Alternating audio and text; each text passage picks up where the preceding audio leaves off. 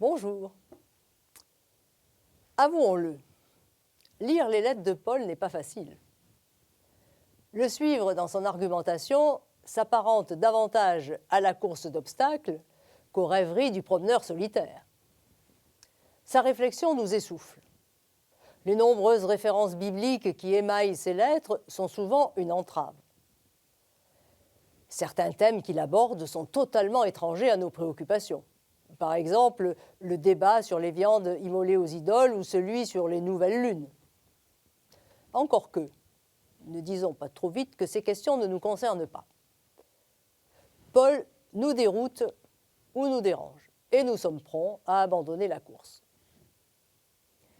2000 ans de passion et de querelles théologiques ont marqué nos esprits de telle sorte que ces lettres nous semblent inaccessibles.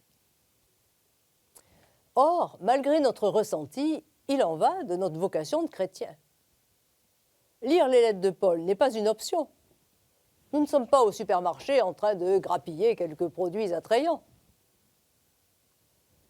Si nous ne prenons pas le temps de lire ces lettres personnellement, si, par inadvertance, au cours de la liturgie eucharistique, la seconde lecture, celle des lettres de Paul, était omise, alors soyons assurés que personnellement et communautairement, nous nous éloignerions progressivement, mais irrémédiablement, de la personne du Christ. Ces lettres font partie de la révélation. Elles sont écritures saintes. Elles sont paroles de Dieu. Elles sont indispensables pour nous faire entrer dans la connaissance du Christ. En effet, Paul est chargé par vocation de déployer les conséquences de la résurrection.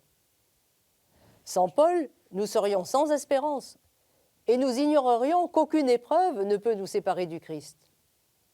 Sans Paul, nous ne serions pas libérés de l'observance de règles en matière de nourriture. Sans lui, nous serions soumis à la circoncision. Et de fait, une partie de l'humanité serait exclue de l'Église. Sans lui, la dignité de la personne humaine, et en particulier la dignité des plus faibles d'entre nous, ne serait pas reconnue. Ne nous laissons pas décourager par la difficulté réelle que représente la lecture de ces textes. Ne reculons pas devant l'obstacle. Franchissons-le avec l'élan de notre foi et l'acuité de notre intelligence. Lisons les lettres, seules ou à plusieurs, dans l'esprit où elles ont été écrites. Lisons-les et relisons-les. Elles sont nourriture pour nous aujourd'hui. Elles offrent l'espérance au monde qui cherche comme à tâtons le sens de sa vie. À bientôt.